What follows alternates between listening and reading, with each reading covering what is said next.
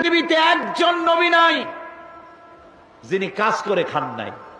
আজকে ইমামদের একটা সম্মেলনে আমি এই বক্তব্য রেখেছিলাম, জিজ্ঞেস করেছিলাম যে একজন নবীর নাম বলেন যিনি উম্মতের হাদিয়ার উপরে তার রিজেক, তার পরিবার নির্ভর করত, উম্মতেরা হাদিয়া না দিলে নবী আজকে না খেয়ে থাকবে। এইরকম কোন নবীর দুরবস্থা ছিল বলেন, আমাকে নাম বলেন।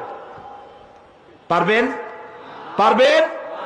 আদম আলাইহিস সালাম কৃষি কাজ করতেন, ইদ্রিস আলাইহিস সালাম জমিন চাষ করতেন, দাউদ আলাইহিস সালাম কর্মকার ছিলেন, লোহার অস্ত্রপাতি, খোন্তা, শাবল, দা, বটি থেকে শুরু করে সব বানাইতেন। সব নবী কাজ করেছে। রাসূল করিম সাল্লাল্লাহু আলাইহি ওয়াসাল্লাম ব্যবসা করেছেন, ছাগলের রাখালগিরি করেছেন, সমস্ত আইম্মায়ে মুজতাহিদিন কাজ করেছেন। রাসূলুল্লাহ বলেছেন এই হাতের চাইতে এই হাতের দাম বেশি। এই হাতটা কি? ভিক্ষা। এই হাতটা কি? এই হাতটা কি? দেওয়া। রাসূল বলেছেন এইটার দাম বেশি। সুবহানাল্লাহ কর। তো এইটা আপনি দিবেন কি করে যদি আপনি রোজগার না করেন? আর আল্লাহ তাআলা বলেছেন আমি রুজিতে বরকত দিয়ে দেব। তিজারত করো, ব্যবসা করো, রুজিতে বরকত দেব। সুবহানাল্লাহ কর। কাজ করিয়া খাও। কাজের জন্য জমিন ছেড়ে দেওয়া হয়েছে, তবে কাজ করতে গিয়ে উযকুরুল্লাহ যিকরান কাসীরা, বেশি বেশি আমার জিকির করিও।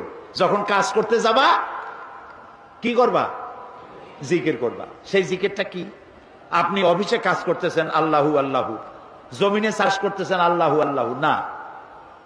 এই জিকির মানে হলো স্মরণ। তুমি নামাজ পড়িয়া অফিসে গেছো, আমি যদি এই জিকির মানে স্মরণ, আমি আল্লাহ যেন তোমার মাথায় থাকি, তোমার ব্রেনে থাকি, তোমার মনে থাকি।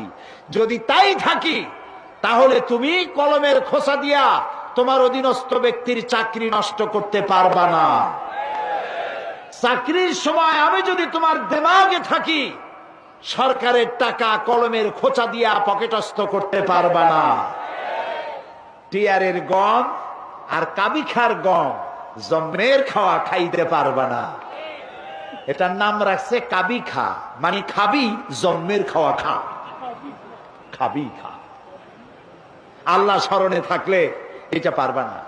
জমিন চাষ করতে গেছো, আমি যেন স্মরণে থাকি, আমি যদি স্মরণে থাকি পরের জমিনের আইল তুমি ঠেলতে পারবা না আমার ভয়তে। সুবহানাল্লাহ। যারা ঘুষ খান, যারা ঘুষ খান, চট্টগ্রামে আমি মনে করি এরকম অফিসার নাই। যারা ঘুষ খান তারে জিজ্ঞেস করি কি খাইতেছেন।